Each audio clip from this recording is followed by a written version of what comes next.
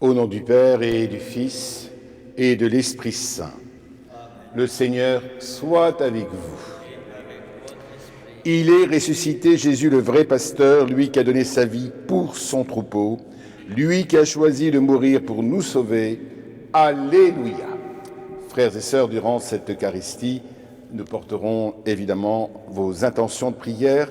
Ce matin, nous prierons particulièrement pour Madeleine et Michel Artaud, décédés le même jour suite au Covid-19. Nous prierons pour les défunts de la famille Garel, Germaine, Auguste et sœur Ernestine. Nous prierons également pour les défunts de la famille Bott et Joly, pour Albino d'Acosta, et nous porterons également, comme l'a souhaité M. Sirène dans sa neuvaine, les âmes du purgatoire.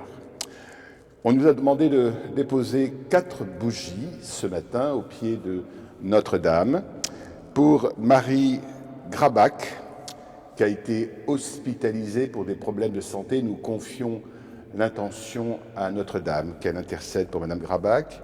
2 grandes bougies également ont été demandées par Madame Martin Salado, une évidemment pour sa famille et également une grande bougie pour les familles et également pour les soignants, tous ceux qui portent attention aux malades, et une grande bougie également pour les prêtres et séraphins.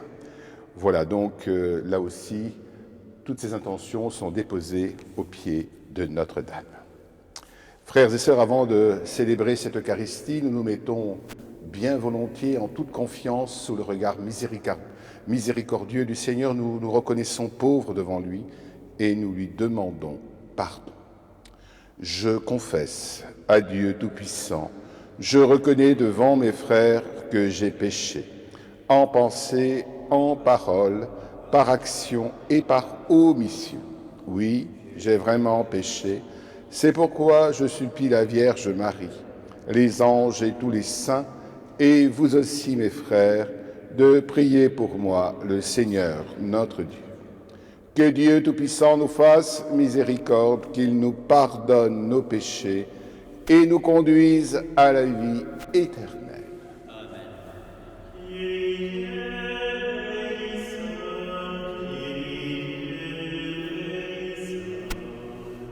Kyrie eleison, Kyrie eleison.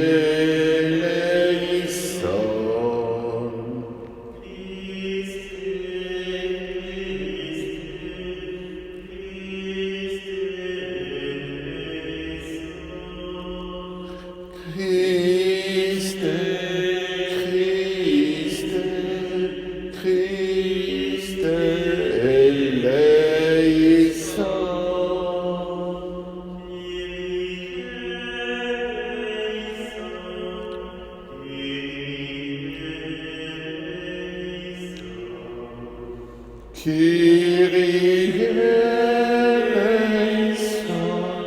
Kyrie eleison. Prions. Dieu qui montre aux égarés la lumière de ta vérité pour qu'ils puissent reprendre le bon chemin, donne à tous ceux qui se déclarent chrétiens de rejeter ce qui est indigne de ce nom et de rechercher ce qui lui fait honneur. Par Jésus le Christ, notre Seigneur. Amen.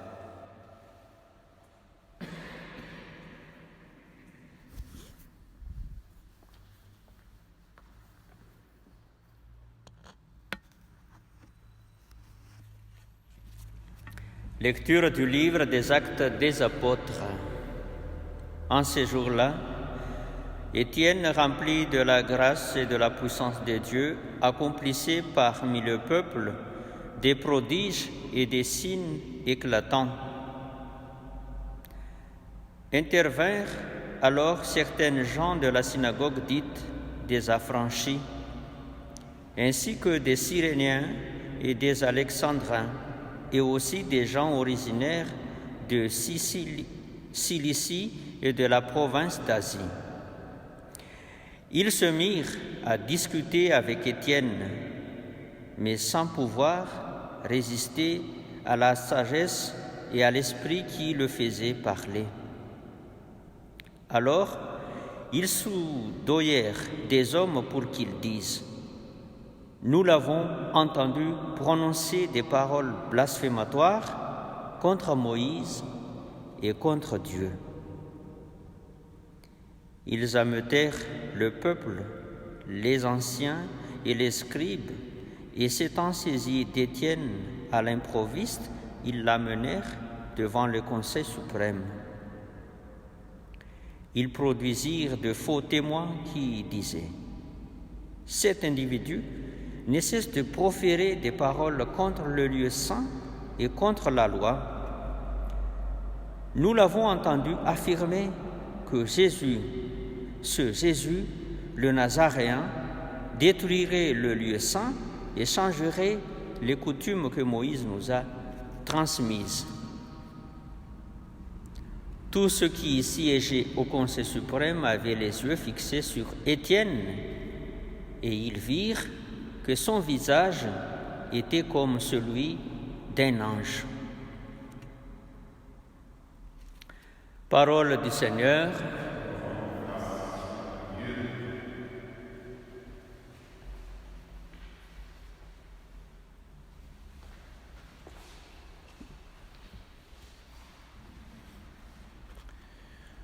Heureux ceux qui marchent suivant la loi du Seigneur.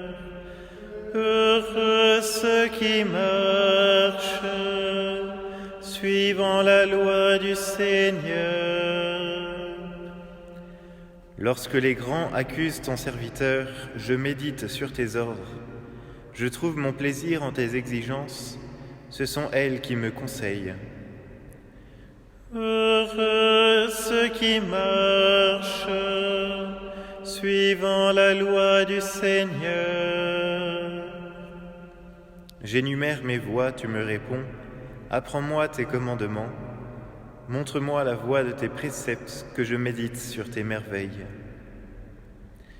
Heureux ceux qui marchent suivant la loi du Seigneur. Détourne-moi de la voie du mensonge, fais-moi la grâce de ta loi. J'ai choisi la voie de la fidélité, je m'ajuste à tes décisions. Heureux ceux qui marchent suivant la loi du Seigneur. Alléluia, Alléluia, Alléluia. Alléluia, Alléluia, Alléluia. L'homme ne vit pas seulement de pain, mais de toute parole qui sort de la bouche de Dieu. Alléluia, Alléluia, Alléluia. Alléluia, Alléluia, Alléluia.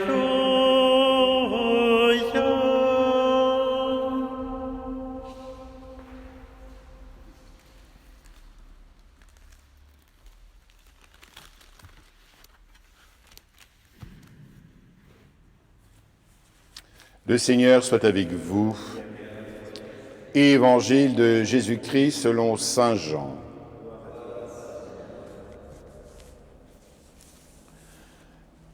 Jésus avait rassasié 5000 hommes et ses disciples l'avaient vu marcher sur la mer. Le lendemain, la foule restée sur l'autre rive se rendit compte qu'il n'y avait eu là qu'une seule barque et que Jésus n'y était pas monté avec ses disciples qui étaient partis sans lui.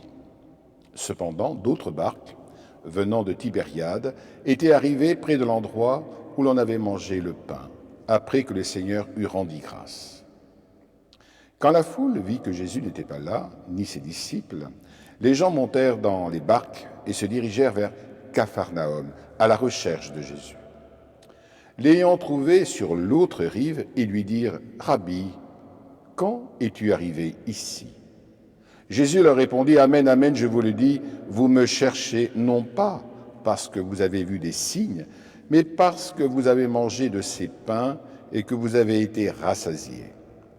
Travaillez non pas pour la nourriture qui se perd, mais pour la nourriture qui demeure jusque dans la vie éternelle, celle que vous donnera le Fils de l'homme, lui que Dieu le Père a marqué de son sceau. » Ils lui dirent alors, « Que devons-nous faire pour travailler aux œuvres de Dieu ?» Jésus leur répondit, « L'œuvre de Dieu, c'est que vous croyez en celui qui l'a envoyé. » Acclamons la parole de Dieu.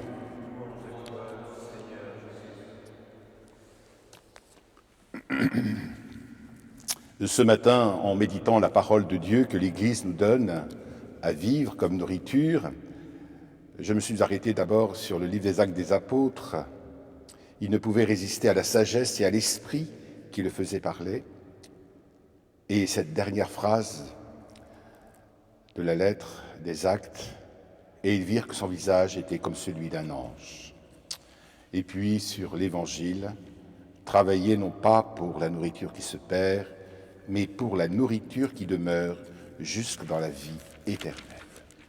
Frères et sœurs, en méditant ce passage des Actes des Apôtres, je voudrais m'arrêter quelques minutes très courtes sur cette dimension-là. La figure de l'ange du Seigneur dans l'Écriture, nous le savons certainement, est celle du messager qui transmet aux êtres humains la promesse de Dieu. Et dans la tradition juive, à l'époque de Jésus, on invoquait les anges comme médiateurs entre Dieu et son peuple, tant le sens de la transcendance était fort. Mais les chrétiens, eux, maintenant savent et ont découvert en Jésus-Christ crucifié et ressuscité que l'unique médiateur était le Fils de Dieu, capable de révéler aux hommes la gloire de Dieu qu'ils ne peuvent désormais contempler en son visage. Eh bien, frères et sœurs, le martyre d'Étienne, quand on le médite à la lumière de l'évangile de saint Luc, apparaît comme un reflet en miroir de celui de Jésus. Autrement dit, pour le dire autrement, Luc fait ce parallèle entre Jésus et Étienne. En effet, le martyre d'Étienne, eh bien, et à travers ce martyre, on trouve les mêmes accusations qui avaient été portées contre Jésus. On retrouve les mêmes silences de celui qui va mourir sans se révolter en se tournant vers Dieu.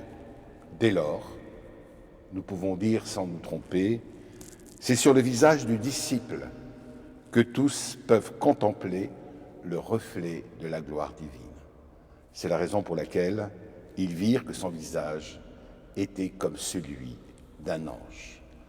Frères et sœurs, comme il serait heureux qu'à travers également notre visage, notre manière de faire, nous puissions nous aussi refléter, même modestement, quelque chose de la gloire de Dieu.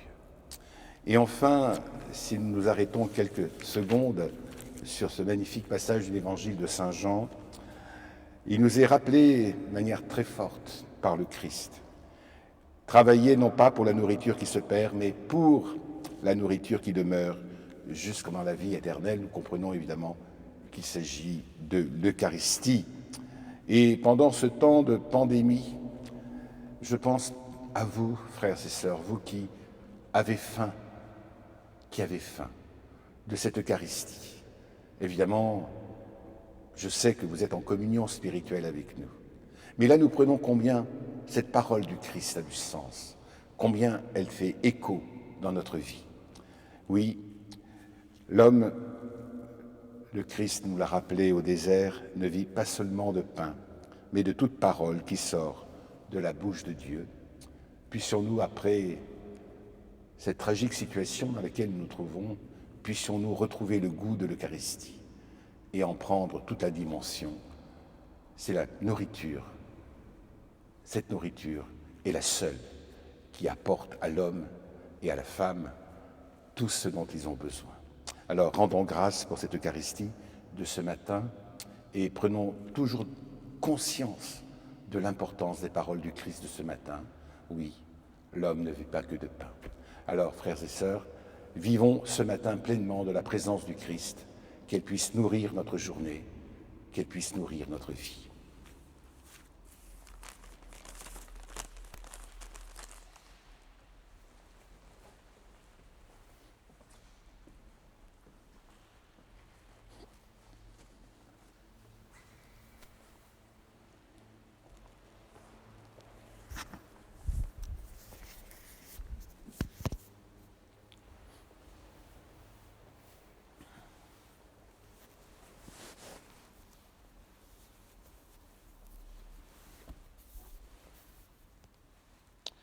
Tu es béni de l'univers, toi qui nous donnes ce pain qui est le fruit de la terre et du travail des hommes.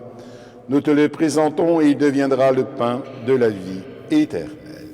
Béni soit Dieu maintenant et toujours.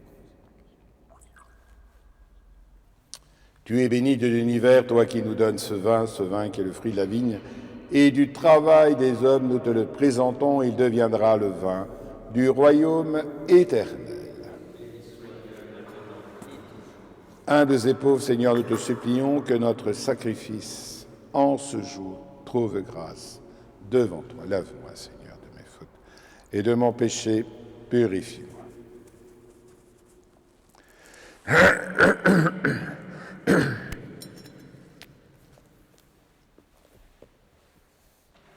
Frères et sœurs, prions ensemble au moment d'offrir le sacrifice de toute l'Église. Que nos prières montent vers toi, Seigneur, avec ces offrandes pour le sacrifice. Dans ta bonté, purifie-nous, et nous correspondrons davantage au sacrement de ton amour, par Jésus le Christ, notre Seigneur. Amen. Le Seigneur soit avec vous. Élevons notre cœur. Nous les tournons vers le Seigneur. Rendons grâce au Seigneur notre Dieu. Cela est juste et bon. Vraiment, il est juste et il est bon de te glorifier, Seigneur, en tout temps, mais plus encore en ces jours où le Christ, notre Pâque, a été immolé. Lui qui ne cesse pas de s'offrir pour nous et qui reste éternellement notre défenseur auprès de toi. Immolé, il a vaincu la mort, mis à mort, il est toujours vivant. C'est pourquoi le peuple des baptisés, rayonnant de la joie pascale, exulte par toute la terre, tandis que les anges dans le ciel chantent sans fin l'hymne de ta gloire.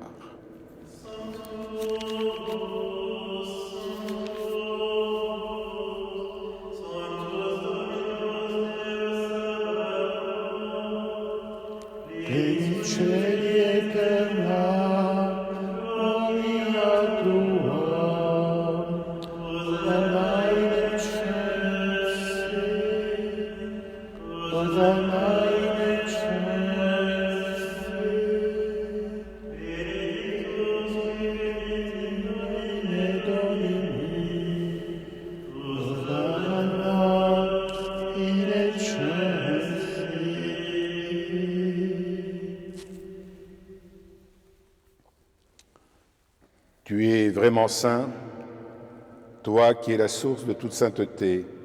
Seigneur, nous te prions. Sanctifie ces offrandes en répandant sur elles ton esprit, qu'elles deviennent pour nous le corps et le sang de Jésus le Christ, notre Seigneur. Au moment d'être livré et d'entrer librement dans sa passion, il prit le pain, il rendit grâce, il le rompit et le donna à ses disciples en disant « Prenez et mangez-en tous. Ceci est mon corps livré pour vous. »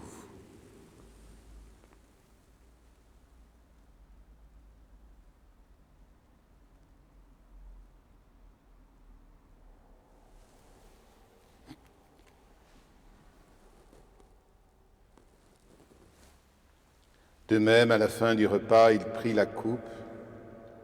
De nouveau, il rendit grâce et la donna à ses disciples en disant « Prenez et buvez-en tous, car ceci est la coupe de mon sang, le sang de l'alliance nouvelle et éternelle, qui sera versé pour vous et pour la multitude en rémission des péchés.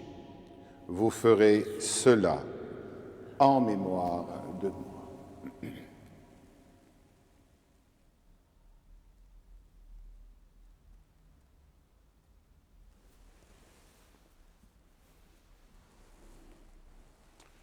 Il est grand le mystère de la foi. Nous proclamons ta mort, Seigneur Jésus. Nous célébrons ta résurrection. Nous attendons ta venue dans la gloire. Faisant ici mémoire de la mort et de la résurrection de ton Fils, nous t'offrons, Seigneur, le pain de la vie, la coupe du salut, et nous te rendons grâce, car tu nous as choisis pour servir en ta présence. Humblement, nous te demandons qu'en ayant part au corps et au sang du Christ, nous soyons rassemblés par l'Esprit Saint en un seul corps. Souviens-toi, Seigneur, de ton Église répandue à travers le monde. Fais-la grandir dans ta charité avec le pape François, notre évêque Monseigneur Jean-Yves, et tous ceux qui ont la charge de ton peuple. Souviens-toi également, Seigneur, de nos frères et sœurs défunts, particulièrement celles et ceux qui sont confiés ce matin à la prière de l'Église, pour Madeleine et Michel Artaud, pour les défunts de la famille Garel, Germaine Auguste et sœur Ernestine, pour les défunts de la famille Bott et Joly, pour Albino d'Acosta et pour les âmes du purgatoire. Puisque nos frères et sœurs ont été baptisés dans la mort de ton Fils, accorde à chacun de participer à sa résurrection. Souviens-toi aussi de nos frères qui se sont endormis dans l'espérance de la résurrection et de tous les hommes qui ont quitté cette vie. Reçois-les dans ta lumière auprès de toi. Et sur nous tous, Seigneur, sur nos familles, nos enfants, nos jeunes, nos malades, particulièrement celles et ceux qui sont confiés à l'Église également ce matin.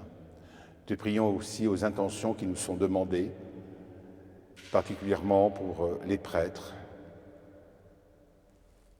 Sur chacun, nous implorons ta bonté, Seigneur. Permets qu'avec la Vierge Marie, la bienheureuse Mère de Dieu, avec Saint Joseph, son époux, les apôtres, les saints de tous les temps qui ont vécu dans ton amitié, nous ayons part à la vie éternelle et que nous chantions ta louange par Jésus le Christ, ton Fils bien-aimé. Par lui, avec lui et en lui, à toi, Dieu le Père Tout-Puissant, dans l'unité du Saint-Esprit, tout honneur et toute gloire pour les siècles des siècles. Amen. Frères et sœurs, comme nous l'avons appris du Sauveur lui-même et selon son enseignement, nous osons dire : Notre Père, qui es aux cieux, que ton nom soit sanctifié, que ton règne vienne, que ta volonté soit faite sur la terre comme au ciel. Donne-nous aujourd'hui notre pain de ce jour. Pardonne-nous nos offenses, comme nous pardonnons aussi à ceux qui nous ont offensés. Et ne nous laisse pas entrer en tentation, mais délivre-nous du mal. Délivre-nous de tout mal, Seigneur, et donne la paix à notre temps par ta miséricorde. Libère-nous du péché. Rassure-nous devant les épreuves en cette vie où nous espérons le bonheur que tu promets et l'avènement de Jésus-Christ, notre Sauveur.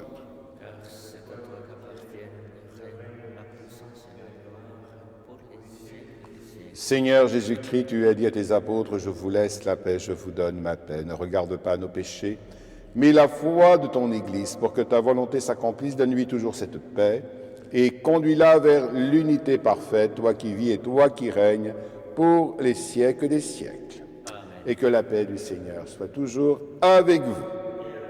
Frères et sœurs, dans la charité du Christ, échangeons la paix.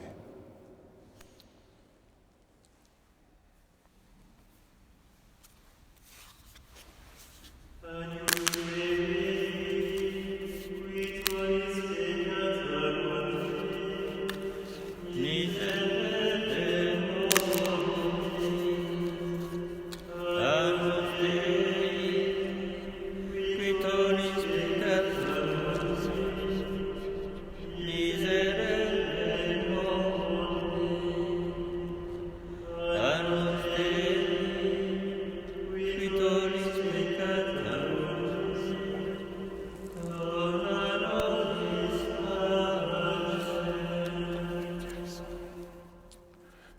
les invités au repas du Seigneur. Voici l'agneau de Dieu, voici celui qui enlève le péché du monde. Seigneur, je ne suis pas digne de te recevoir, mais dis seulement une parole et je serai guéri.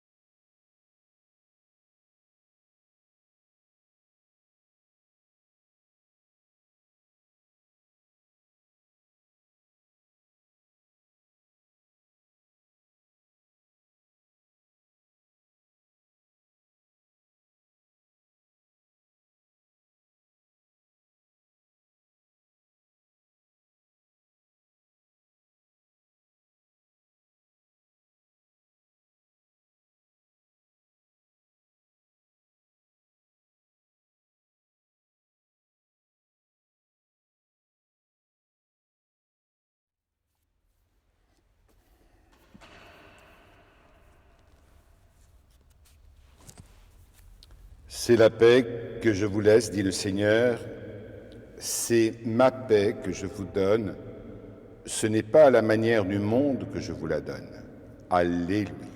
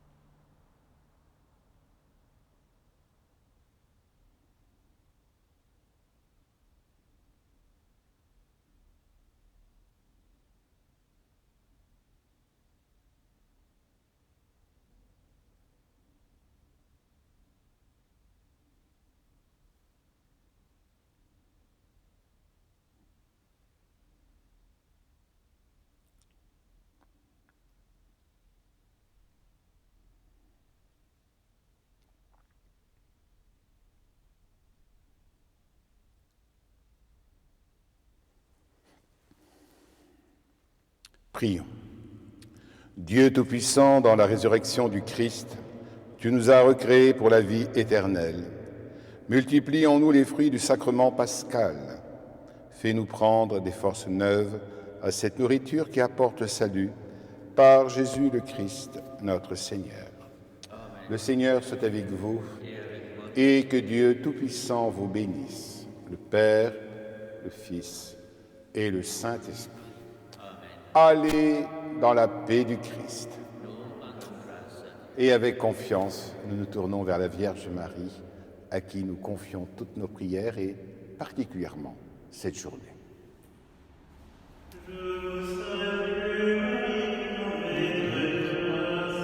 Le